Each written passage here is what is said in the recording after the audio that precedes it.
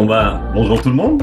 C'est une édition visiblement hors série de 11 Montréal. Content de vous retrouver sur le balado. Patrice, tu te joins à moi là pour ce hors série. Comment on va l'intituler d'ailleurs? Celui où Je sais Fred est au pas. chalet. Fred est pas là, Fred au chalet. Celui où Fred est au chalet, ou quand le chat n'est pas là, les souris dansent. Et évidemment, moi je suis pas animateur, je peux essayer de prendre une posture d'animateur, mais on va faire ça à la cool, ok? C'est sans prétention, on est entre amis. Et tu sais, je t'ai quand même préparé quelques petites affaires, Patrice, hein. Crois-moi, c'est OK. sans prétention, mais je suis prêt. Je suis prêt à te cuisiner. Et dis-moi d'ailleurs, j'ai une petite question pour commencer. Oui. Capi éternel, ça fait un bout de temps que t'es le Capi éternel. Mais maintenant que t'es vraiment éternel, c'est-à-dire que t'es sur le mur de la renommée, ton nom il s'en va jamais là. Ça vient avec des petits avantages? T'as une place de stationnement, tu peux aller faire un petit barbecue au stade si tu veux. Pas du tout. La seule chose, c'est peut-être que je peux aller au centre Nutrilait, puis genre, OK, je peux aller quand je veux, là, plus ou moins, mais non, il n'y a pas de. J'ai pas le statut me donne pas des privilèges. Je vais pas à un magasin spécifique où ce qu'on me donne du linge, où je peux magasiner la boutique du CF Montréal. Mais c'est quand même bien de dire, bon, je suis au stade, mon nom est là, mais non. Après ça, bon, oui, il y a des petites choses ici et là en tant qu'ancien, mais rien de concret. Ah, je suis déçu. Tu peux pas avoir les clés du stade à un moment. On se fait une édition Stade Saputo du 11 Montréal. Et ce serait top, mais on fait un match à minuit, là, on ouvre je fais juste tourner les lumières, et là, attends. Bon, Et ok. même en plus, pire, même chez moi, c'est l'après, j'ai les clés de terrain, plus que j'ai les clés de terrain au Stade Saputo. C'est bon, on commence à travailler là-dessus là. Fred, si tu nous écoutes, ça c'est une idée qui peut se retrouver sur le mur de la renommée des génies. C'est copyright Frédéric Lor, ça. Bon, on va commencer en douceur, hein. J'ai des petits trucs préparés pour toi, mais en premier lieu, on revient sur le match de mercredi soir contre Nashville, une énième victoire parce qu'elle se répète. C'est quand même la 6e de suite en MLS, la 8e toute compétition confondue, à chaque fois par blanchissage. Qu'est-ce que tu en as retenu au-delà des records, de la statistique, du contenu de ce match-là? Qu'est-ce que tu vois du CF Montréal que t'aimes en ce moment? Ben, ce que j'ai aimé, c'est que là, dans ce match-là, on a vu moins de ballons garochis vers l'avant, loin en profondeur, plus de jeu. Et quand je dis jeu, c'est plus de mouvement. On a vu des Ibrahim, toi, essayer d'aller chercher les couloirs, faire des courses en profondeur, être parfois synchronisé dans un part, un vient, et puis surtout un jeu d'attirer. Si je me rappelle, si vous vous rappelez de Lassiter, quand il reçoit une belle passe de Choignard et il tente son crochet, mais il se fait bloquer, ou il tente une frappe, il se fait bloquer. J'avais beaucoup aimé parce que le jeu se promenait à droite, et on voyait la cellule qui était tout seul. Puis souvent, on a tendance à aller droit, vertical. Et là, une belle passe à Choignard qui l'a vu libre. Donc, j'ai aimé parce qu'on voyait un plan de match d'essayer d'attirer et changer le bord le terrain, le jeu de côté pour essayer d'aspirer l'équipe d'un côté et libérer un joueur sur le flanc qui a été lacideux à quelques reprises. Si on peut, ouais, écoute, dans la discussion, on va couper le match en deux, ok, par mi-temps, parce qu'elles ont été un peu différentes dans la physionomie. Moi, j'ai beaucoup aimé la première. Déjà, je veux quand même dire que du côté de Nashville, je trouve que l'absence de Teal Bunbury, homme de l'ombre, s'est fait sentir. Parce que là, ils avaient une attaque de deux joueurs de profondeur qui faisaient parfois exactement le même appel. Puis c'est pas la même chose hein, dans la construction. En plus, leurs pistons, ils étaient vraiment très très hauts. Fait que s'ils voulaient les trouver, à chaque fois, c'était quand même des passes assez longues, voire en profondeur. Je trouve que Nashville avait de la misère dans la construction et que l'absence de Bunbury s'est fait sentir. Reste que tu as Montréal qui a encaissé aucune occasion. Vraiment très solide, bien organisé. Et pour faire un peu de millage sur ce que tu dis, moi, j'ai vraiment aimé. Peut-être que j'exagère, mais franchement, ça m'a un peu enthousiasmé et rempli d'optimisme pour la suite parce que j'ai aimé Duke dans ses mouvements, sa meilleure lecture aussi du jeu et des espaces. On l'a vu quand même assez souvent aller sur la gauche, c'est s'exiler, trouver un peu plus d'espace parce que l'axe était embouteillé et il a réussi, il a essayé peut-être plus qu'avant justement de trouver ces espaces. Il a réussi à être créatif par la course. Il a fait une course à la Mihailovic à un moment donné, par la passe, et il est récompensé avec un but. Mais ça, c'est presque la cerise sur le sundae. Je trouve que on commence à voir un Duke qui devient confortable, j'ai envie de dire, dans cette équipe-là. Ouais, non, je suis d'accord avec toi. On a senti que là, on a revu un peu le Duke des premiers jours. Pas au même exact, mais plus impliqué. Puis c'est vrai, tu vois que là, on dirait qu'il cherche le jeu. Comparativement à avant, ce qui restait fixe, puis le ballon lui venait pas. Parce que quand même, les 5 premières minutes, il n'a pas trop touché le ballon. Mais comme tu l'as mentionné, il a commencé à remarquer, bon, OK, je reste dans la pochette, je m'écarte sur le côté, je reviens plus en retrait. Là, moi, j'ai aimé aussi que, on n'en parle pas, mais Wanyama, je pense pour moi, c'est un de ses meilleurs matchs au C'est niveau clair. d'être fluide, en confiance, balle au pied, il sort de petits espaces, il s'est permis un petit sombrero en deuxième mi-temps, puis une frappe. On a vu un Wanyama des bons jours, si on veut dire, plus libérés. On les a sentis plus frais. Et j'ai mis le milieu parce que Mathieu, Duke et Wanyama, même si je les aimerais mieux combiner ensemble par moment, je les ai sentis plus impliqués dans la construction du jeu, du développement du jeu, d'essayer de trouver la dernière passe ou la dernière course. Fait que là, j'ai trouvé qu'on a vu plus d'idées dans le jeu que de juste jouer vite vers l'avant puis profiter du deuxième ballon. Là, on semblait qu'il y avait du travail qui a été fait à l'entraînement, qu'on essayait de mettre en pratique dans le match et qu'à quelques moments, c'était soit la passe ou l'exécution, mais c'était intéressant qu'il y avait plus de synchronisme entre les joueurs et pas juste deux, mais deux ou trois joueurs par moment. Ouais, c'est ça qui est intéressant parce que j'ai trouvé également que on commençait à avoir les bribes de, tu sais, tu t'attendrais peut-être à ça là, de voir les joueurs devenir de plus en plus confortables et développer quelques automatismes peut-être en avril, mai. Mais là, avec tous les changements de personnel, de système, la répétition des matchs, les rotations, peut-être que c'est venu un peu plus tardivement. Je suis d'accord avec toi sur Wanyama, hein. À Apple TV, j'en ai parlé plein de fois dans la première mi-temps. On a revu un Wanyama qui est capable. En plus, il a fait soulever la foule à un moment donné parce qu'il, je pense qu'il en avait trois autour de lui, dont Moutard. Il arrive à se sortir de la pression. Et ce que j'aime, c'est qu'après avoir fait du Wanyama, il arrive à orienter le jeu quand même, hein, avec à faire gagner du terrain à son équipe avec des bonnes passes vers l'avant. Mais Duke, qui est venu en décrochage plusieurs fois pour aider à des relances beaucoup plus propres. Moi, je te dis, j'aime ça, Duke, parce que je l'ai trouvé dans un schéma plus esselé dans les derniers matchs. Je trouvais qu'il avait de la difficulté et que c'était compréhensible. Parce que les équipes adverses savaient que Montréal allait chercher Duke, venait le brasser, il n'arrivait pas à se retourner et il n'avait pas assez de joueurs autour de lui pour essayer de s'appuyer. Et que là, je trouve qu'il commence à se sentir plus confortable, à bouger et ça aide. Devant aussi, je sais pas ce que tu en penses, je trouve que ça manque encore un tout petit peu d'automatisme entre plusieurs joueurs. On a vu quelques occasions qui auraient pu être mieux senties, mais je déteste pas la petite entente qui est en train de se naître entre Mason Toy et Ibrahim. Tu sais, sur le premier but, notamment, il y a le petit 1-2 et tout, mais ils ont un truc ensemble, ces deux-là aussi.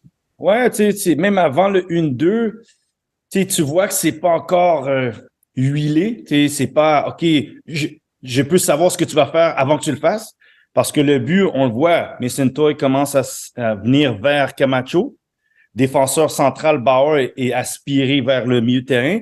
Et c'est là que, normalement, tu sais que dès que ça se fait, Ibrahim doit partir. Là, Ibrahim, lui, il a pris quelques secondes, mais quand il a vu, il faut que je cours ici. Et Camacho fait la passe, bon, il glisse, rebond. Mais après ça, comme tu as dit, Toy, au lieu de partir puis peut-être aller dans la surface, il est resté, il combine un 1-2 et le but se crée. Et donc, tu vois que ces deux joueurs-là ont un des profils qui pourraient être complémentaires à fur et à mesure de jouer ensemble. Vient la question de est-ce que l'Osada va maintenir un 11 ou du moins un 7-8 joueurs réguliers? Parce que nous, à RDS, on lui a posé la question, puis il a dit la rotation à la rotation. Il semblait pas être stické sur dire ouais, OK, à un moment donné, je vais commencer à faire jouer les mêmes. Il a dit on va voir en fonction de l'adversaire qu'on va jouer, la réalité du moment et peut-être des matchs qui vont s'enchaîner. Donc, il semblait pas clair, mais ce que j'ai bien aimé, c'était comme tu dis, Toy, Ibrahim, c'est deux matchs de suite, mais qui dérangent la défense parce qu'ils font des appels en profondeur. Ils ouvrent le terrain pour un Duke. Parce que là, c'est plus les gars qui est haut fort, puis on vient, puis on fait une pressing, puis on peut jouer dur sur lui, puis on essaie de gagner le deuxième ballon. Là, ils se disent, attends, ces gars-là, ils nous font des courses. Le ballon peut aller en profondeur, il peut venir dans les petits espaces. Et là, ça devient moins prévisible pour le CF Montréal et surtout moins difficile à gérer qui va avoir le ballon pour quand c'est l'adversaire parce que là, il voit que tu as des flèches, puis tu as des joueurs entre les lignes, puis tu as même les latéraux qui, à ce moment-là, et là, c'est deux, qui peuvent avancer puis qui sont 4 ou 5, 6 joueurs sur la même ligne. Donc, c'est intéressant pour le CF Montréal au niveau de création d'opportunités et d'aller vers l'avant, surtout dans le dernier tiers. Mais surtout que, tu sais, je redis, petit manque d'automatisme, je suis sûr que tu vas t'en rappeler de cette séquence. Il y a une séquence où à un moment donné, on arrive à trouver Ibrahim au niveau de la ligne médiane à peu près. Ibrahim, il remet vers Duke et d'une touche, d'une volée, il envoie vers Toy qui était libre et qui était un peu spectateur de ça. Il n'a pas lu le truc. Il n'a pas pensé tout de suite que, ils sont en train de combiner. Moi, je suis le troisième homme. C'est moi qui pars. Et là, tu dis, OK, dans un match comme celui-là, où honnêtement, ils se sont créés des situations intéressantes, il y a eu des bons mouvements, des bonnes combinaisons, le bloc était bien en place, et tu dis, il y a encore une sérieuse marge de progression. C'est pour ça que je ressors de ce match-là, de cette première mi-temps, en me disant, là, c'est intéressant.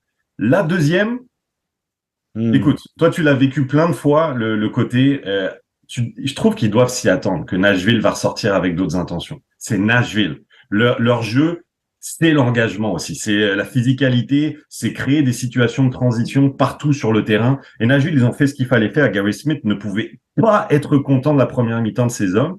Ils sont revenus en rehaussant sérieusement d'une coche l'aspect physique du match. Ils auraient dû marquer en début de deuxième. Et je trouve, même quand ça s'est un peu essoufflé, puis je suis curieux de t'entendre là-dessus, que Montréal aussi a pas eu la présence d'esprit de. Je trouve que Montréal c'est un peu trop ouvert à un moment donné où il fallait pas. C'est-à-dire qu'ils ont même accepté cette physionomie de match où Nashville en profitait pour avoir ces espaces-là. Ça, je trouvais qu'à ce moment-ci, on a manqué un petit peu de QI, là. Ouais, tu sais, on en parle régulièrement, mais le CF Montréal a accordé 27 buts. 16 de ces 27 buts viennent de la tranche de la 31e minute à la 60e minute. C'est le plus gros flottement qu'ils ont. Ils en ont pris 9 entre la 31e et la 45e minute, donc à la fin de la première mi-temps, voulant dire peut-être la fatigue, peut-être que le match est trop ouvert. Et retour de la pause, 46e à 60e minute, ils en ont pris 7. Donc, ça te dit que quand on arrive à la mi-temps, est-ce qu'on s'ajuste vraiment, à part de rentrer les joueurs, est-ce qu'on s'ajuste de dire, hey les gars, OK, là, on va jouer un peu plus direct, gagnons le deuxième ballon, allons s'installer. Et on a vu, ils ont quasiment donné un but à Nashville quand je crois que c'est Camacho qui fait une passe, ça frappe le dos de Mukhtar. Et c'est Shuffleberg qui se retrouve tout seul, qui avait plein de temps pour vraiment prendre son temps et bien armer son tir, qui décoche. C'est là que tu dis, attends, vous avez une super première mi-temps, vous avez pas donné rien à Mukhtar, et là, vous permettez à Nashville d'avoir comme une petite flémèche de feu, là. Juste, c'était comme les cendres là, qui sont en train de mourir. Puis là, tout d'un coup, tu as juste mis une petite graine là, de chaleur. Et puis là, le feu commence à reprendre. Et là, Nashville, pendant 10-15 minutes, on s'était dit, ça va finir 1-1. Ça va finir 1-1. Ils ont passé à travers, mais je suis d'accord avec toi. C'est comme, à un moment donné, je ne sais pas si c'est un des leaders, je ne sais pas si c'est l'entraîneur, ou se dire, OK, les gars, plan de match de la première mi-temps, bloquez le milieu. Laissons-les passer, forçons Hani Mukhtar à revenir en arrière comme en première mi-temps, parce qu'il revenait plus bas pour aller chercher le ballon et de rester solide. Là, ils ont comme ouvert le match, et puis c'est ce que Mukhtar il veut, c'est ce que Shuffleberg, sa puissance, elle demande. Et c'est là le côté, je pense, de l'Osada Ball qu'on parle, c'est que les matchs, ils sont toujours divertissants, mais ils sont ouverts. Et même s'il ferme bien le match en apportant des défenseurs, puis en étant plus défensif dans ses changements, c'est quand même que l'équipe, elle joue un jeu qui est en avant tout. Elle n'arrive pas à temporiser le match pour tuer le match au niveau du rythme. Et pas juste de marquer les buts, mais juste au niveau du rythme, de dire, tu sais quoi, on va ralentir le match, on va saccader le match. Bien. Mais c'est là où je trouve qu'à nouveau, il fait un bon changement parce que moi, je le voyais, je pense que tu le voyais, puis tout le monde le voyait. Tu peux dire à ton équipe, calmez-vous, restez. Il a envoyé Saliba quand il fallait envoyer Saliba, notamment faire le changement qu'il fallait pour rechanger un petit peu la structure de son équipe. Et n'oublions pas, ce que j'aime quand même, c'est que dans cette mi-temps qui est peut-être moins maîtrisée, ils ont eu les chances de tuer le match. Là, il se retrouve 3 fois sur son pied droit, dont une fois où c'est Mason Toye à nouveau qui le sert à l'entrée de la surface. C'est dommage pour le CF Montréal, mais en même temps, ils ont dû bûcher jusqu'au bout. Écoute, est-ce qu'on peut se dire quand même aussi que Montréal a un brin de chance en ce moment? Parce que ce soit Minnesota la dernière fois ou Nashville, il y a des situations où l'adversaire a vendangé, Pat. Normalement, ça doit être but. Puis, faudra s'en rappeler parce qu'on dit tout le temps dans l'année que ça finit par s'équilibrer, que tu as des moments où tu manques de chance, où l'adversaire réussit à marquer, on ne sait pas comment. Là, sur les 2 derniers matchs, ils ont été un brin chanceux quand même. Non, mais tu sais, on en a parlé dans le dernier 11 Montréal, c'est le expected goals against contre eux, il est plus élevé que les buts qu'ils ont encaissés. C'est normal, des fois, t'en as, mais c'est vraiment, tu sais, ils ont 3 buts accordés, puis je pense que le expected goals against, maintenant, il est rendu à 7 points quelques. Et là-dedans, on peut dire, OK, Jonathan Sirois en est peut-être pour une certaine partie de raison, 1 point quelques buts, mais le reste, c'est peut-être aussi parce que l'adversaire, cafouille complètement une chance qui devrait être but. un expected goals de 0.5 ou de 0.67 qui est selon les marques, ça devrait être un but comme Schaffelberg, tout seul, le but devant lui, personne, il décide de tirer fort par-dessus le but. Ben ça, c'est un exemple de dire, ben OK, ouais, t'as un brin de chance, là. Il en faut quand tu joues à domicile. Maintenant, combien de temps ça va rester, Ouais. on ne sait pas. Mais ce que moi, j'aime de ce que le message du match dit, c'est que, tu sais, on en a mentionné, contre les équipes de haut classement, le CF Montréal n'arrivait pas à gagner. Mhm. New England, Cincinnati et compagnie, Philadelphie. Et là, c'est un match de dire, ben écoute, on peut gagner contre les plus grands. Parce que sur 10 matchs à domicile, ils vont quand même affronter Atlanta, Columbus, Cincinnati et la Nouvelle-Angleterre vont revenir à Montréal.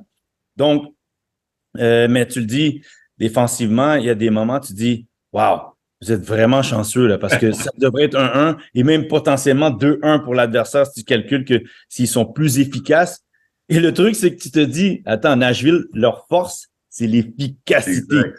Ils ne créent pas une énormité de chance, mais ils sont à point. Et là, ce match-là, tu sais, il y en a un, je pense que tu te rappelles bien, passe de Mani Mouktar. Fin de match. Ouais, juste un peu trop. Zimmerman est tout seul. Tu te dis, il va la prendre de la poitrine, il va frapper, il décide de faire la tête, qui va direct dans les mains de Joe. Tu sais, c'est comme c'est des genres de faits de jeu que tu dis, ça aurait pu finir 1-1, mais voilà, Montréal à domicile, ben, c'est une équipe qui est complètement différente de quand elle va sur la route et semble bénéficier de cette marge de chance que tu as besoin ou que tu la crées. Et tu l'as dit, je sais pas ce qu'il a à la C2, mais il devrait parler à Duke parce que l'intérieur du pied, ben, ça peut faire l'affaire aussi que juste frapper en force. Ouais. D'ailleurs, dans ce match-là, ça arrive aussi, hein, mais on a beaucoup réussi à trouver la transversale pour isoler Lassiter. Je veux quand même noter que Broguiard, il a fait une tonne de courses sans jamais vraiment être trop servi, mais il était là, il était présent aussi. Et insister sur ce que tu as dit, parce qu'on en a parlé au dernier 11 Montréal. Moi, je disais, quand tu termines 8e ou 9e, t'es là où les meilleures équipes de la deuxième partie de tableau. Parce qu'on disait, Montréal gagne à domicile, mais je trouve que c'est un peu condescendant de dire ne bat que des Red Bulls ou des Toronto ou des équipes de bas de classement. Pas oublier que, du coup, ils viennent de battre Nashville, qui était invaincu depuis 10 matchs. Meilleure défense de MLS, avec le meilleur buteur de MLS. C'est pas rien. Ils avaient battu Philadelphie aussi au Stade Olympique, mais ça, on semble aussi un petit peu l'oublier. Fait que ça fait quand même deux pédigrés battus au Stade Saputo. Je termine aussi l'analyse de ce match. On va passer à autre chose après sur une question pour toi, parce que j'ai vu que tu en as parlé sur Twitter, il me semble. Mason Toye, et je suis d'accord avec toi. Il a ce qu'il faut pour être un bon attaquant de MLS. Moi, je suis content de l'avoir vu hier continuer à être décisif. Parce que rappelle-toi, l'an dernier, en 2022, il était revenu de blessure, marque 2 buts contre Seattle après le néant. Là, il a marqué 2 buts contre Minnesota et il est décisif aussi hier. Moi, j'ai bien aimé son jeu en décrochage. Là où l'an dernier, il essayait, mais ça faisait pas grand-chose. Jeu en décrochage intéressant. Passe décisive sur le seul but du match. Il aurait pu avoir une deuxième passe décisive si Lassiter sait assurer ses frappes de l'intérieur du pied droit. Ouais, Mason Toye, t'en penses quoi? Parce que là, on est dans une ère de réflexion aussi pour Kyoto. Est-ce que Kyoto revient pas? À Toye de s'approprier ce rôle-là aussi. Hein. Ben, c'est que, tu sais, Toye, c'est bien que tu le mentionnes, c'est que sa saison 2021, là, avant les blessures, là, il marque 7 buts, je crois, en 10 matchs. Et tu vois que match après match, la confiance, rappelons-nous là, du but contre Nashville, à la Thierry Henry. Il ouvre, arme, intérieur du pied, pleine lucarne. Tu dis, waouh, homme en confiance, homme qui a joué des matchs, puis qui là, tu vois, le rythme arrive. Et si tu regardes sa route de carrière, c'est toujours 18, 19, 20 matchs.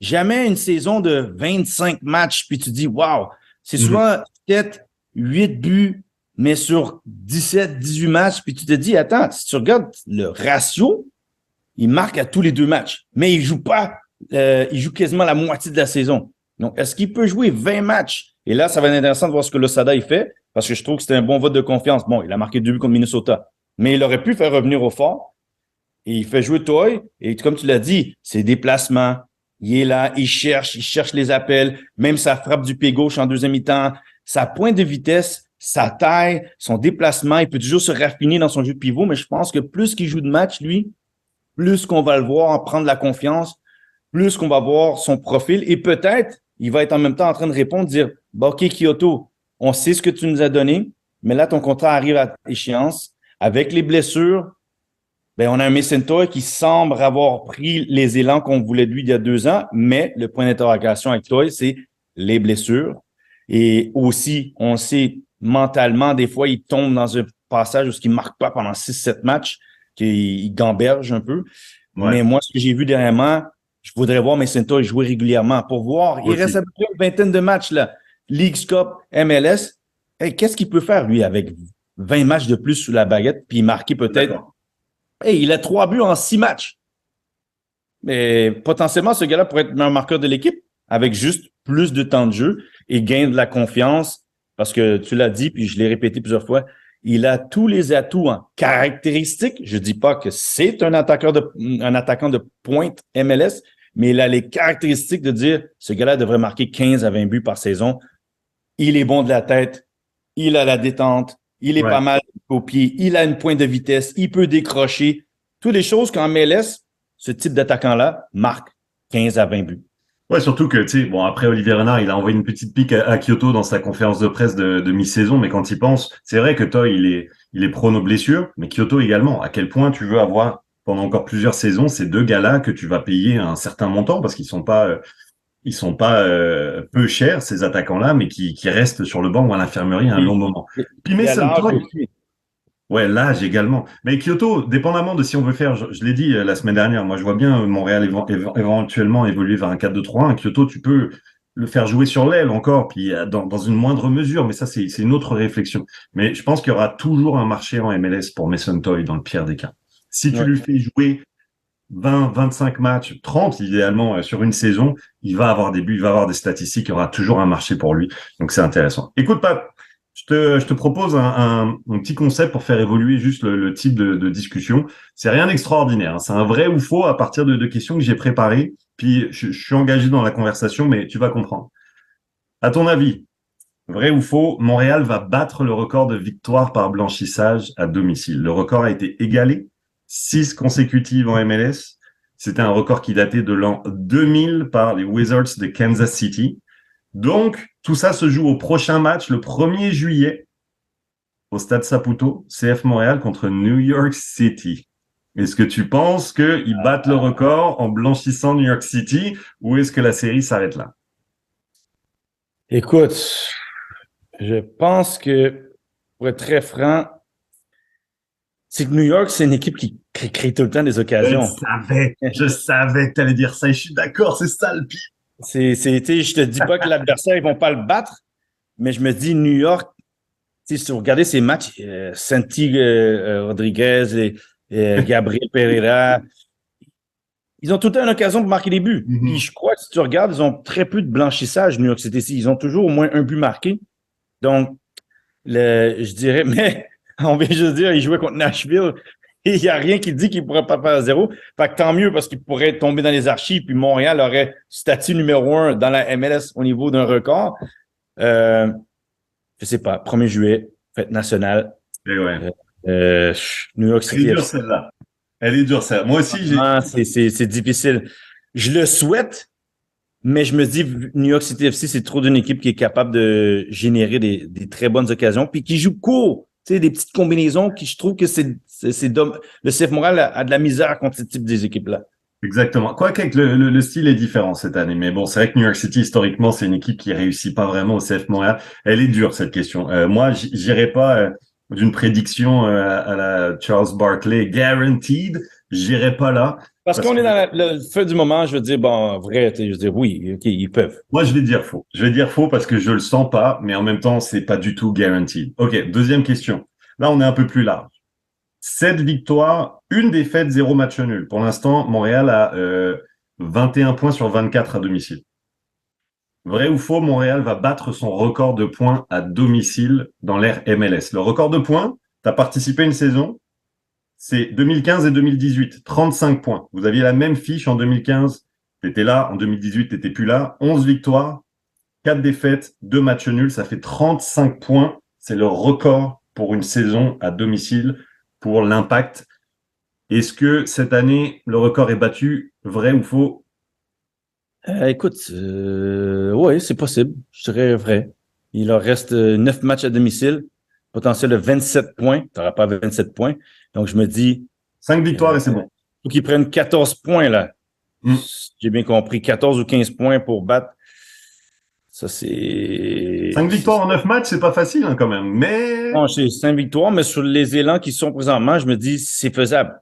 C'est, même que ce soit 4 victoires et 3 matchs nuls. Donc, ouais, je vais leur dire, ils sont partis pour ça. Donc, oui, vrai. allez, je vais dire OK aussi parce Même si je que ne serais pas content parce que j'aimerais bien que l'équipe 2015 maintienne le ah, record, mais je dis à la fin, oh faut non, être honnête t'es avec ce qui se attaché à passe. ton record comme ça? Non, tu peux pas souhaiter du mal aux Ah, éditions. mais moi, j'ai ça, je vais pas souhaiter du mal. Donc, j'aime que l'équipe 2015, elle est toujours une référence de toute façon parce que par rapport aux séries éliminatoires.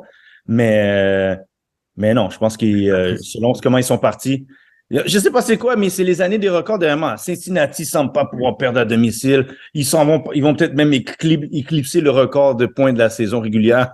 On dirait que tout est possible dans cette ligue. Donc oui, je Mais crois de qu'ils toute vont. façon, Pat, on va s'entendre, même si le record il est battu cette année, ce qui est arrivé fin 2015, ça disparaîtra jamais. Ça vivra toujours dans l'imaginaire et l'inconscient des gens. Parce que c'était en 3 mois, hein, ce que vous avez fait, c'est là vous avez pris la majorité des points à domicile. Ouais. Avec Didier, la dynamique qui s'est créée. Puis, tu sais, dans le livre là que j'ai écrit, ce que tu me disais, puis ça, j'ai trouvé ça super intéressant. C'est que, tu sais, en 2016, vous êtes allé jusqu'en finale de l'Est. 2015, non. Mais tu as quand même dit en 2015, ce qu'on a vécu collectivement, c'était plus fort qu'en 2016. Oui, non, parce que, tu sais, je l'ai dit, il y en a plein, même à MLS, il m'a demandé quel était plus fort, la saison 2016 ou l'équipe 2016, c'est elle l'équipe la plus forte par rapport à 2022? Je dis non, c'est l'équipe 2015. Parce que l'équipe 2015, J'aime ça. l'histoire était comme ça. Puis à la fin, je vais pas dire c'est un changement, mais à Columbus, on avait le match. Et donc, oui, les émotions de cette année-là, avec, comme tu dis, fin de l'année, changement d'entraîneur, Mauro Biello devient coach, Didier Drogba arrive, puis il monte en ascension, puis on voit toutes les histoires. Je reviens, je joue, puis par les éliminatoires aussi, on a ce moment-là. Donc, au niveau de narratif, tout était là pour dire, hey, s'ils vont en finale, c'est une histoire Cendrillon. Ça. Ce que tu me disais en tant que groupe, c'est la manière dont vous viviez ensemble, vous sortiez ensemble, vous amusiez ensemble. Il y a un vrai truc qui s'est créé super fort, puis les résultats vont avec. C'est la grande histoire du sport. Oui, c'est sur les 11 derniers matchs de la saison, je crois qu'on a comme 7 victoires, euh, 2 défaites et 2 matchs nuls, à faire de même, là, 8 victoires, 2 défaites, puis un match nul, c'était fou, là. Ces dernières 8 semaines, là, avec tous les voyages, on semblait inarrêtable. Hmm. Bon, allez, la prochaine question, prochain vrai ou faux, là, il est un peu plus polémique. Tout de suite, vrai ou faux, Jonathan Sirois, Mathieu Choignard devraient être en équipe nationale pour la Gold Cup. Je veux dire, devrait être, oui. Vrai. Puis si là, je vais expliquer parce que je sais, j'ai tweeté là-dessus, là, puis parce que là, il y a des gens, ouais, mais Tom McGill. Oui, OK, Tom McGill, je comprends. Il est 3e gardien de but à Brighton. Je comprends, c'est un Anglais qu'on veut, ben, anglais. Il a les doubles nationalités. Mais est-ce qu'il va jouer pour l'équipe nationale anglaise bientôt? Je pense pas. Je pense pas que c'est prévu. Il y a tellement d'autres gardiens de but qui sont devant lui avant d'arriver. Les gardiens de Premier League, il y en a, il y en a à l'appel. Donc, Dane Sinclair, il y a 1 an, il était 2e gardien de but. Blessure, gardien de but, il rentre, il fait des performances après performance après performance et on l'appelle en équipe nationale. Ça vous rappelle un certain scénario? Jonathan Sirois. Donc, pourquoi lui, il n'est pas inclus? 3e gardien de but. Là, à la fin, moi, je suis content, sérieusement, pour Jonathan Sirois s'il n'est pas appelé parce qu'il va jouer. Il continue à jouer. Il solidifie ses performances parce qu'en étant 3e, tu ne joues pas. C'est juste que moi, je me dis, si tu dis vraiment que tu récompenses des performances, puis que oui, on veut capter Tom McGill, mais Tom McGill semble avoir dit, moi, je joue pour le Canada. Donc, il n'y a rien à appeler. Puis en plus, on a appelé Milan Borjan. Donc, tu sais qu'il ne va pas jouer. Donc, est-ce qu'on va vraiment faire jouer Tom McGill? Je ne suis même pas sûr. Mais par rapport aux performances, Jonathan Sirois de là, puis Mathieu Choignard, il n'y a pas longtemps, on l'a dit nous-mêmes, des meilleurs performeurs canadiens MLS, il y avait Richie Laryea et Mathieu Choignard. Et pourquoi Mathieu Choignard n'est pas au milieu quand un Waterspoon, qui est en fin de contrat, qui joue pas? Là, je commence à retrouver des petits trucs de quand j'étais joueur, le FC on attach, puis qu'on garde des joueurs parce qu'on veut leur donner une plateforme pour pouvoir avoir un nouveau club. Quand tu as un joueur qui est un joueur de forme du moment, puis que tu dois utiliser la Gold Cup comme plateforme de les mettre sous stress. Parce qu'un match amical, ouais, ils vont jouer bien. Mais la Gold Cup, c'est mettre sous stress puis dire comment ils vont répondre en forme de tournoi quand l'année, dans les qualifications et dans les moments de stress et potentiellement la Coupe américaine en 2024. Comment ils répondent aux autres sous ce stress-là? Donc, moi, j'aurais vu Mathieu Choignard. Je peux comprendre pour Waterman parce qu'il y a plusieurs joueurs devant lui et il n'a pas connu un excellent début de saison. Donc, on a peut-être et en plus, je peux vous dire, il y a un profilage de défenseurs qu'on veut changer. On veut des défenseurs plus athlétiques. Voilà pourquoi Mombito est appelé et puis que McGraw, là, on en a parlé, rentre dans la. Mais Choignard et Sirois auraient dû être appelés. Tu sais pourquoi j'ai sciemment pas mis Waterman dans la discussion, pas pour lui manquer de respect, bien au contraire.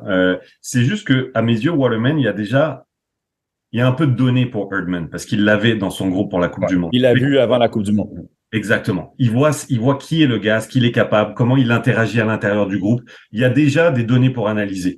Là, avec tous les cadres qui se sont absentés pour la Gold Cup, si tu n'appelles pas Jonathan Sirois et Mathieu Choignard pour voir ce qu'ils peuvent donner pour ce groupe, dans ce contexte de compétition, si tu les appelles pas maintenant, tu vas les appeler quand? Quand les cadres seront revenus? Il y aura encore moins de place. Tu sais, le gardien de Brighton, de la réserve de Brighton, tu l'as déjà appelé, il va le rappeler à l'avenir. Essaye, Sirois. Puis c'est sa responsabilité aussi à John Herdman de regarder ce que vaut tout le monde. Moi, tu vois, j'ai entendu son petit coup de pression qu'il a mis à l'issue du match contre les États-Unis. Il a profité. C'est un drôle de moment, mais bon, ça c'est peu importe. C'est un autre débat. Mais il a mis un petit coup de pression en disant, on a la Coupe du Monde à domicile et j'ai pas l'impression qu'on fait ce qu'il faut pour essayer de la gagner. Puis ça, c'est un très gros résumé. Ce que je dis, c'est vraiment un résumé un peu grossier. Allez voir, par exemple, sur le compte de One Soccer, peut-être ces propos, ce sera un peu plus étoffé. Ok, je comprends ça. 2026, c'est encore loin. Puis là, on va reprendre de l'élan pour aller en 2026. C'est pas là. C'est pas tout de suite, c'est pas demain. Il a besoin encore, je trouve, à ce moment-ci, d'élargir ses horizons et ses perspectives, parce que le groupe pour 2026, il va évoluer. Et Jonathan Sirois, Mathieu Choignard peuvent en faire partie. Il peut pas se fermer les portes tout de suite. Non, ben tu sais, on va donner le parallèle, OK? Je vais prendre l'équipe de France. L'équipe de France, quand il y a un joueur du moment en Ligue 1 ou un Français qui performe ailleurs, il y a une pression qui est mise et ce joueur-là, il est souvent appelé, il est convoqué, il est mis dans le groupe. Et on finit par lui donner quand même des quelques minutes par moment. Au moins, on le voit et on se dit, écoute, il est tellement en forme qu'on se le doit de l'appeler pour voir ce qu'il en est dans notre groupe. Et après ça, on verra est-ce que c'est quelque chose qu'on va maintenir parce qu'on veut savoir est-ce qu'il est capable de maintenir sa constance, régularité sur sa saison régulière en club et peut-être qu'il gagnera sa place à la fin de l'année, mais au moins, on vient le voir. Là, au Canada, il dit qu'il veut inculquer une culture de la gang, mais aussi la culture de la concurrence. Parce que là, tu as commencé à garder les mêmes cadres. Exactement. Ce qui est normal parce que tu as gagné avec ces gars-là, ils connaissent, ils sont jeunes, ils ont faim. Tu vas pas tout chambouler. 80% de cet effectif-là va rester pareil pour les 2-3 prochaines années. Sauf, il faut que tu commences à réaliser qui va tester Eustáquio. Parce qu'Ismaël Koné, il rentre là l'année passée parce qu'il est Ismaël Koné. Il connaît une bonne saison, il rentre en puissance, on le fait venir. Et là, partant. Mais t'as qui après? Parce qu'Atiba Hutchinson, c'est la retraite. Waterspoon, que tu comptes sur, il n'a pas vraiment trop joué, il revient de blessure l'année passée, il n'est pas au même rythme. Il y a des joueurs du moment que tu as besoin d'avoir, puis que tu leur donnes ce vote de confiance. Et en même temps, ben, eux autres, peut-être que c'est crescendo leur carrière par rapport à ça. Et Mathieu Choignard finit la saison en force, il marque peut-être un autre 3 buts, 4 buts avec quelques passes, et il solidifie la valeur internationale qu'on lui a donnée. Et puis Jonathan Sirois, c'est juste pour dire, ben, tu sais, voilà, on reconnaît tes performances, on t'appelle, parce que je sais que Herdman, il a dit, ouais, on va voir en novembre quand il y a un match amicaux. Ouais, mais la Gold Cup, là, ça, c'est une autre chose. On parle de la Gold Cup. À chaque 2 ans, la Gold Cup, elle vaut plus rien maintenant. Avant, je comprenais c'était pourquoi la Gold Cup. C'est parce qu'il n'y avait pas de matchs internationaux régulièrement pour les équipes en CONCACAF. Maintenant qu'il y a la Ligue des Nations, la Gold Cup n'a plus besoin d'être là à chaque 2 ans. Ouais. Mais tu peux l'utiliser comme test parce que nos amis américains, 5 joueurs de la Ligue des Nations viennent. Le reste, c'est tous des nouveaux joueurs. Ou des nouveaux joueurs, des joueurs qui n'étaient pas dans le groupe de la Ligue des Nations. Donc, pourquoi le Canada ne peut pas faire pareil? Il y a deux choses, c'est dans ce que tu dis. Moi, je te dis, ce qui me dérange, la trame de fond, c'est que j'ai l'impression que dans le discours, le fil rouge, c'est que si on on appelle des Sirois, des Chouanières. C'est comme si on était en train un peu de se menotter, voire de perdre du temps pour 2026. Il y en a quand même encore du temps. Puis je répète, il faut justement se laisser du temps pour, encore une fois, regarder tous azimuts et rebâtir un cycle qui va vers 2026. Là, on n'est pas déjà en sprint tout de suite pour 2026. Ça se construit patiemment et je vois bien qu'il met des coups de pression, que je le sens déjà un peu tendu, nerveux pour 2026. Mais sa responsabilité, c'est aussi de rassembler et de donner cette perspective à tout le monde. Bref. Et l'autre truc, là, c'est que j'entends beaucoup parler de la culture de la gagne. Et je comprends un peu, mais je veux pas qu'elle soit à géométrie variable non plus. Je sais ce que tu vas me dire par rapport à l'exemple que je vais citer, mais Zach McGraw, le défenseur de Portland, je sais qu'il est en train il rentre dans le moule des défenseurs qu'on veut avoir. Je comprends ça parfaitement. Mais il n'a pas plus une culture de la gagne que Jonathan Sirois ou Mathieu Choignard. Il n'a pas participé à 17 finales, hein, Zach McGraw. Donc, tu sais, j'ai l'impression que cet argument, on le fait un peu quand ça nous arrange, tu vois. Non, mais je suis d'accord avec toi. C'est que là, il a dit, ben moi, je veux des joueurs qui sont habitués de gagner ou peu importe. Mais ça, là, habitué de gagner, là, tu sais, ça me fait penser à un certain degré un Klinsmann, il n'y a pas longtemps. Puis je le comprenais, son message. Les joueurs américains devraient jouer en Europe.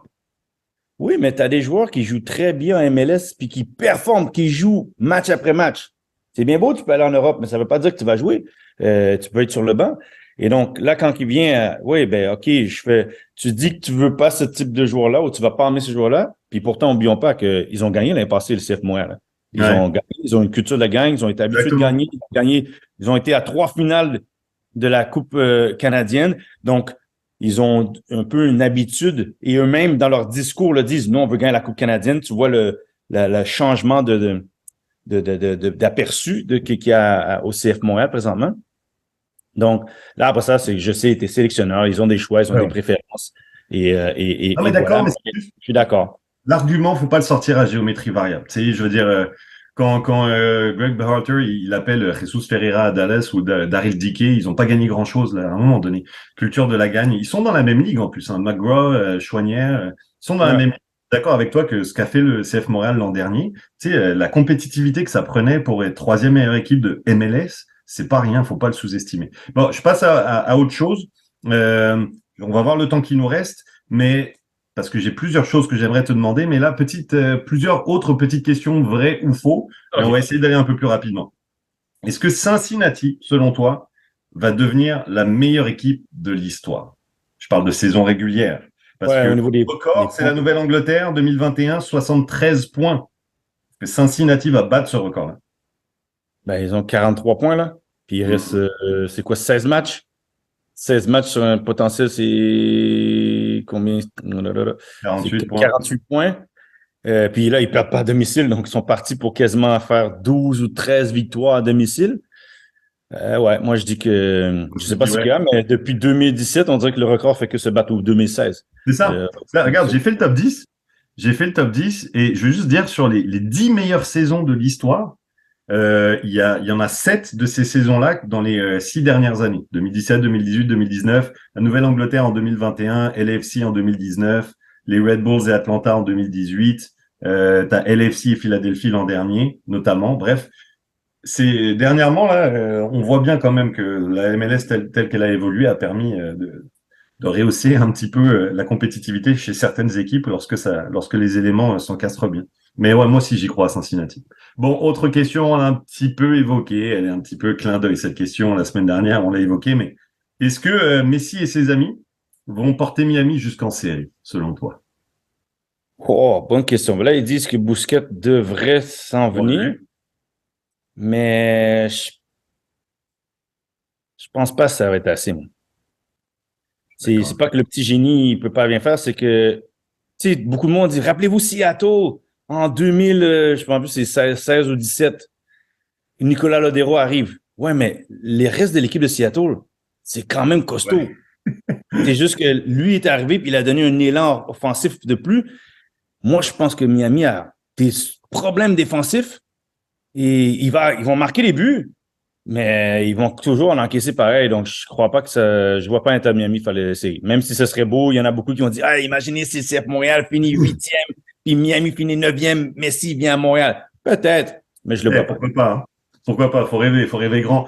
Juste pour donner un peu de perspective, actuellement, Miami est 15e et dernier dans l'association de l'Est avec 15 points, mais en 17 matchs. C'est l'équipe qui a joué le moins de matchs dans l'Est et se retrouve présentement à 8 points des séries éliminatoires. Sauf que Messi, il ne devrait pas jouer en MLS, je dis bien parce que je pense qu'il va faire ses débuts en Leagues Cup, il va pas jouer en MLS avant la fin août. Donc d'ici là, Miami aura le temps de perdre aussi quelques points et l'écart pourrait se creuser. Il va être rendu à 19 ou 20 matchs de la saison régulière par ce moment-là. Fait Et qu'il en va lui passant, rester comme 13 matchs à jouer. Messi et ses amis contre Patrice Bernier et ses amis, ce serait pas bien ça? C'est fort probable. On va régler ça, ça va se faire. Match futsal, tout est possible. Tout est possible. Centre Pierre Charbonneau, préparez-vous. Messi Tout est possible en futsal. et ses amis. Bon, là, je sais que tu vas l'aimer cette question-là. Et ça va être un débat sans fin. Mais il va falloir qu'on se commette rapidement. Est-ce que le but, et là, vous nous écoutez en podcast, peut-être vous nous regardez sur YouTube, allez les voir aussi pour mieux comprendre. Est-ce que le but de José Martinez avec Philadelphie contre Orlando, qui a permis d'ailleurs à Philadelphie d'aller arracher un point à Orlando cette semaine, mérite le but de l'année plus que les buts du milieu de terrain de Lucas Zelarayan et de Pablo Ruiz dernièrement? Moi, parce que j'ai un côté sensible, c'est un but que j'ai toujours voulu marquer, donc c'est lober le gardien de but du milieu de terrain. Ouais. Donc, le but de Lucas Zelarayan, puis je pense même que celui c'est Pablo Oui, Ruiz, c'est plus beau. il est encore plus compliqué parce qu'il est à gauche. Lui, il lobe le gardien de but d'un angle. Sauf qu'José Martinez, l'exécution, il faut lui donner. C'est une demi-volée, c'est bien frappé, c'est tout. Mais non, moi, Lucas Zelarayan, parce que là-dedans, il faut quand même que tu aies la vision de dire, OK, le gardien est sorti et je frappe. Et je décide, j'ai vu et j'exécute. José Mourinho, je trouve que j'exécute, le ballon vient, j'ai rien à perdre, je frappe. Si ça y va, ça y va pas. Si ça y va pas, ça y va pas. Tandis que Lucas Zelarayan et Pablo Ruiz, c'est difficile, hein, c'est des super buts. Moi, j'y vais juste parce que le côté sensible, j'ai toujours voulu marquer du milieu de terrain. Puis, OK. ce but-là. Puis Lucas Zelarayan, tu sais pourquoi c'est particulier? C'est quand il la frappe, il la brosse de l'intérieur du pied, mais elle part dans l'autre sens, à la Drogba-esque, si on peut dire. Et le gardien de but, il pense qu'il l'a, puis quand il la voit, puis elle courbe derrière lui, puis vers le but, c'est exceptionnel comme but. Et ça donne la victoire, hein, d'ailleurs, ce but de Zelarayan. Ouais. Ça donne la victoire sur le terrain de Chicago à Columbus, ce qui n'est pas rien. Deux petits derniers rapid fire. Bon, est-ce que Kyle Kamara, qui a un but d'égaliser le record de Landon Donovan, le deuxième meilleur buteur de l'histoire de la MLS avec 145 buts, est-ce que tu penses que Kyle Kamara va pousser jusqu'à briser le record de Chris Wondolowski, qui est de 171 buts? Ou est-ce que c'est trop loin? 171. Ben, 26 différence. 26, c'est beaucoup. Hein. Kai veut jouer jusqu'à 40. Et là, il n'y a rien qui me dit qu'il va arrêter. Non, il faudrait que tu aies une saison de 25 buts. Ouais, c'est chaud. Hein. Là, s'il est capable de marquer, s'il marquait, écoute, c'est compliqué. Il faudrait qu'il marque un autre, genre 8 buts cette année pour arriver à 153, 154, 155 pour avoir une saison de 15 buts l'année prochaine pour battre Wondolowski. Mais pourquoi il arrêtera à 40? Il est en forme, papy, là. Ouais, c'est son objectif. Mais là, comme j'ai dit, là maintenant, tu joues une saison, peut-être à la fin de la saison, Chicago va dire, écoute, il est en forme, il aide les jeunes, il n'y a rien qui lui démontre, on peut lui donner un 2 ans garanti, ce qu'il recherche. Donc peut-être qu'il va là à 41. Je sais juste que son objectif, c'est de jouer jusqu'à 40. Donc là, après ça, tout est possible. Il peut peut-être jouer une saison. S'il joue une autre saison, là, je te dis, ouais, potentiellement, c'est possible parce que si tu regardes, il marque peut-être 10 buts cette année, un autre 10 buts l'année prochaine, un autre 10 buts l'année d'après. Et c'est 30 buts. 26 buts, c'est chaut quand même. Bah, là, pour le coup, je vais dire faux. Buts, c'est beaucoup. C'est pour ça que j'ai dit, moi, sachant que lui, là, je vous le dis, il voulait jusqu'à 40 ans. Ça fait que c'est une autre saison. Donc, je ne vais pas marquer 25 buts à l'année prochaine. On ne sait jamais, mais écoute, ça serait. Il va falloir que chaque saison, il envoie les passes. Hein. C'est une saison à la Zlatanesque à 36, 37, 38 ans là, qu'il te faudrait en MLS et surtout dans une équipe qui te permet de marquer 25, 26 buts. Bon, mon dernier vrai ou faux, c'est... Attends, je lis pas très bien. Vrai ou faux, Patrice Bernier entraînera un jour l'Impact de Montréal? Oui, en 2019, l'Impact de Montréal. Non, entraîneur-chef. Entraîneur-chef. Non, ça, présentement, c'est pas dans les cordes, ça, présentement. Ça veut pas dire que je vais pas vouloir entraîner, mais présentement, c'est pas Ouais, dans les non, cordes. La famille je passe rigole. avant tout, Écoute, présentement. je sais qu'il nous reste pas très longtemps, mais je veux quand même mettre en place mon dernier petit jeu pour toi, parce que ça m'intrigue beaucoup. Je veux que tu établisses ton équipe de foot à 5 rêvée avec tes partenaires de l'Impact de Montréal. Ok. Puis je t'ai fait une petite liste. Fait que tu dois me faire des choix à chaque fois. Puis tu as le droit de prendre un remplaçant, ok? Parce que sinon, on va vexer beaucoup de Je suis gens. obligé de me mettre dedans ou faut que je prenne 5 gars? Puis, je suis pas obligé de me prendre, je prends juste 5 gars. Non, toi, t'es le coach. Tu te prends pas parce que Ah, sinon, OK. bref, toi, t'es le coach. Fait que gardien. Et là, encore une fois, c'est de l'époque où tu as joué. Hein. Je te dis, Ouais. gardien, est-ce que tu me prends Donovan Ricketts, Troy Perkins, Evan Bush? Et je vais quand même mettre Maxime Crépeau parce que je veux un joueur formé au club dans chacun des postes, même s'il n'a pas joué beaucoup avec toi. Euh, Même si j'adore Max, là, tu sais, au fait, ouais, peut-être je mettrais Max parce que, tu sais, je joue au pied. Les futsal, je Ok. pense que je vais mettre Max par le facteur qu'il a le jeu au pied plus que les autres. Si c'était juste shortstopper, j'aurais peut-être mis Bush, mais Max, je pense que c'est lui le plus complet de tous. Et puis là, Ok. j'aurais pas d'autres, là, c'est juste que c'est le plus complet. Il est capable C'est de bon. faire les arrêts, mais il est bon des pieds. Mais j'aime ça parce que je veux pas l'évidence non plus. Je veux ta sensibilité là-dedans. Fait que, on dit Maxime Crépeau titulaire, Evan Bush remplaçant? Ouais. Ok, c'est bon. Alors, écoute, je t'impose pas un schéma, mais bon, foot à 5 pour que ce soit équilibré, je pense qu'il vaut mieux prendre un losange, un défenseur de milieu, un attaquant, ça te va? Ouais, normalement, ouais. Ouais, ok. Fait que défenseur, là, ça va être chaud, Patrice. Donc, tu as un gars que tu dois choisir. Je te propose une liste, mais si tu as quelqu'un d'autre en tête, tu me dis, mais à Il mon avis, ça va être là-dedans. y a des gens qui vont pas m'aimer après ça. C'est pour le match aller, ok, les gars, c'est pour le match aller, on fera un match retour et puis vous pourrez. Ok. Nelson Rivas, Asun Camara, Matteo Ferrari, Alessandro Nesta, Vandril Lefebvre, Ambroise Yongo, Laurent Simon et Daniel Lovitz. Ben, t'as dit, c'est foot à 5, hein. Je dois y aller avec Laurent Simon. C'est ça, je le savais. Ok. Ouais, Tu prends un Laurent, pied remplaçant quand droit, même? pied droit, pied gauche, potentiellement peut-être le meilleur passeur que l'Impact de moi, la CF Montréal n'a jamais vu. Est-ce que tu prends un remplaçant là-dedans? Assun Camara. Bon, c'est bon. Alors, Maxime Crépeau titulaire, Laurent Simon titulaire. Sur le banc, pour l'instant, on a Evan Bush et Asun Camara. Milieu, on Remarquez cherche la tendance de choix que j'ai. Il faut tous les pieds. Milieu, on cherche deux personnes, encore une fois. Patrice Bernier, je t'ai pas mis là-dedans, tu es l'entraîneur, mais évidemment, tu aurais plus que ta place, tu serais même le capitaine éternel de cette équipe également aussi. Milieu, on cherche deux personnes, deux titulaires et deux remplaçants aussi. Felipe, Justin Mapp, Davy Arnaud, Sanani Assi, Hernan Bernardello, Andrés Romero, je vais mettre Nacho Piatti dans les milieux, Rio Coker, Johan Venegas, Marco Donadel, Balou, Samuel Piet, et je te mets Blairim Gemaili aussi. Ben, ça veut dire, là, je prends 2 milieux parce qu'il va Deux me rester milieux. juste l'attaquant. Parce que moi, je préfère mieux les joueurs de ballon. Fait que je vais prendre Justin Mapp et Nacho Piatti. Mon équipe, elle va peut-être pas défendre, mais au moins, au ballon au pied, elle va régaler. Elle va régaler. Tu vois, c'est exactement ce que je m'étais dit. Je m'étais dit, tu vois, je vais sur une autre feuille, je vais mettre l'équipe, ma prédiction, mais je l'ai pas fait finalement. Mais je savais pas si tu allais prendre Map parce que je savais que tu prendrais Map, mais que pour récupérer des ballons, cette équipe, elle serait un peu légère peut-être. Non, mais là, je fais une équipe purement parce que je me dis, je mets des techniciens pour jouer.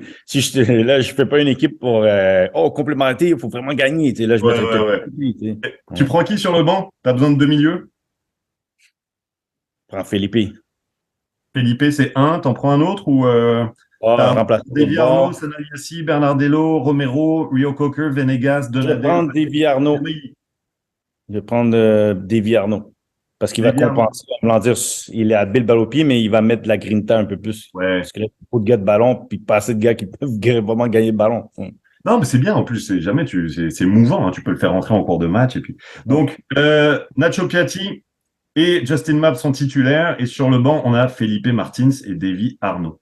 Bien, Ouais. il y a du capitana là aussi là-dedans entre Piatti, Arnaud, il y a toi. En tout cas, Bush a été capitaine aussi. Ouf, l'expérience en plus. Du leadership. Bon, attaquant, j'ai pas à te faire un dessin, ça va être Bon, compliqué aussi. en fait, il n'y en Mais, je pense que je peux deviner. a que Alors, deux, là. attaquant. J'ai quand même mis Bernardo Corradi, mais sinon, Marco Di Vaio, Jack McInerney, Didier Drogba, Dominique Oduro, Cameron Porter, Matteo Mancosu et joueur formé au club aussi, Anthony Jackson-Hamel. Je pense que je peux deviner tes choix. Bah, c'est sûr, c'est sûr que ça repose sur Drogba et Divayo, donc on Bah, va voilà. même pas poser de questions. Euh, je trouve que je suis pas perdant dans aucun des deux. En plus, les deux, leur nom, ça commence par D, c'est bon. Mais non, j'y vais avec Didier, je pense, en premier. La question bonus, je vais te dire question bonus. Si tu Oui. devais prendre un seul gars en plus là pour ton équipe, tu peux le mettre n'importe quel gars, que ce soit défense, milieu, attaque, des années après ta retraite. Tu prendrais qui? Oh, après ma retraite, tu dis les gars qui Ouais. ont joué depuis 2018, là? Ouais. Dans cette équipe-là? Tu sais, ça peut être Johnston, ça peut être Mihailovic, ça Ouais, peut non, être je sais. Mais c'est lui qui en Misiotto.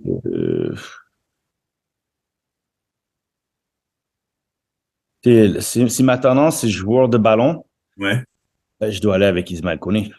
Ismaël Koné, c'est bon. C'est que des excellents choix. Il est revenu faire un tour au Stade Saputo hein, récemment hein, pour dire bonjour. Ouais, il était ici, il a même été au match de l'Alliance, là, au basket. Là. Donc, Ouais, ouais, très cool de le revoir et de voir que le lien, que bon, on parle souvent, tu sais, de ceux qui partent et qui sont un peu fâchés, mais c'est pas toujours le cas. Fait que je résume ton équipe, hein, puis on va terminer là-dessus, parce que c'est quand même pas mal. Maxime Crépeau, Laurent Simon, on a Justin Mapp et Nacho Piatti au milieu, Didier Drogba devant, et sur le banc, on a Evan Bosch, Asun Camara, Felipe et Davy Arnaud, et Marco Di Vaio, entraîné par Patrice Bernier. C'est pas sympa, ça. mauvais. C'est Pas sympa, mauvais. ça. Il y en a, je sais, qui vont dire, oh, pourquoi il n'a pas pris Blair Debzani? Ouais, là, désolé, les amis, on n'est pas sur un terrain à 11, on joue à 5. Il dit, Blairim, grosse frappe. Et pas mauvais, mais j'ai besoin de quick feet, quick feet. Même que j'aurais pas pu mettre Ambroise, parce qu'Ambroise est aussi, il est instinctif et il est capable Ouais, de t'as resté devant. Ouais, mais c'est ça. Mais là, après ça, ouais, c'est là que tu dis, il y a quand même des joueurs qui ont été pas mal balle au pied, hein, qui ont joué pour l'Impact de Montréal, là, tu sais. Ok, oui. Mais on encourage aussi les gens qui nous écoutent hein, à faire leur équipe à 5, ce serait cool. Avec votre propre Ah, sensibilité, hein, c'est facile de mettre les plus grands noms, mais mettez les joueurs que vous oui, avez aimés. allez-y avec ce que vous voyez. Moi, comme je dis, j'ai suivi la technicité. J'aurais pu faire une équipe équilibrée, je mets Donadel, Tata, mais là, j'ai été avec les gars que je sais qui ont tous du ballon, puis que moi, j'ai apprécié voir à l'entraînement quand on faisait les 5 contre 5. Allez, on veut votre équipe, peut-être sur Twitter avec le hashtag 11 Montréal, votre équipe à 5 avec vos remplaçants, avec les noms que j'ai cités. Allez, votre top 5. Vous pouvez mettre des remplaçants. Oui, on Oui, oui, bouge. mettez Non. les remplaçants. Les Bon, bah, Astérix, là. ça conclut ce hors-série. Pat, merci beaucoup. Hein. Ouais, merci, là. Je me suis fait des ennemis, là, sans rien faire. Les anciens, là, qui vont écouter ça. Hey, tu vas pas bien l'équipe, ben, tu respectes pas mon talent. Tu sais ce qu'on fait. C'est ce qu'on fait. Tu récupères À la l'équipe. fin, c'est pas que je respecte pas ton talent, c'est que j'ai choisi une certaine particularité des joueurs que je sais que j'ai vu à l'entraînement qui ont plus que d'autres. Je vais prendre le bureau des plaintes. C'est ma faute. C'est moi. En plus, j'ai fait un choix déjà à la base. Avec le bureau des Il plaintes, y a même un joueur qu'on n'a pas nommé, mais Eric Alexander, ouais. c'est très technique, ce gars-là. Franchement, comme quand on parle à Five, là, très technique, se sortait de petits espaces.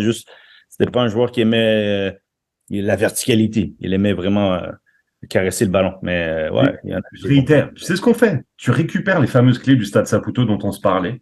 Puis on se fait un 11 contre 11 avec un barbecue. Puis on va aplanir tout ça, OK? Ouais, seulement, la meilleure chose, c'est que, bon, avec l'intelligence artificielle maintenant, ce serait de mettre les joueurs à leur meilleur moment dans la CF Montréal, faire des équipes et voir qui gagne. Ça, c'est l'intelligence artificielle et c'est possible maintenant. Allez, t'ouvres des perspectives et d'autres Ben, le discussions. monde dit, oh, c'est comme l'annonce Nike, là, tu sais, quand ils sortent de Ronaldo, 98, Ronaldinho, 2005. Oh, elle se dit, ouais, l'intelligence artificielle, elle peut prendre toutes les stats, les mettre, puis voir qu'est-ce que ça donne. Aïe, aïe, aïe, t'imagines. En tout cas, bon, allez, on conclut là-dessus. Merci à tout le monde de nous avoir écoutés. Patrice, on se refera un hors-série peut-être cette année, mais la semaine prochaine. Frédéric, évidemment, Frédéric Laure va revenir, va animer tout ça demain de maître. Et en tout cas, c'était un plaisir. De chalet. Ah. Ouais, mais là, apparemment, il y a des travaux sur la route. Là, je suis pas sûr qu'ils reviennent très. Ah, là, je ne sais pas si le trafic, ça a généré encore plus de nerfs qui fait que le chalet, ça ne va même pas avoir son effet. Bon, on va le bichonner, il va revenir, il va être de bien bonne Au humeur. moins, c'est pas quelqu'un qui joue avec sa poubelle devant chez lui. C'est déjà ça. Eh, on fait du progrès. Allez, Patrice, merci. Merci à Allez, par Vincent, ça a été un plaisir. toi. Ciao.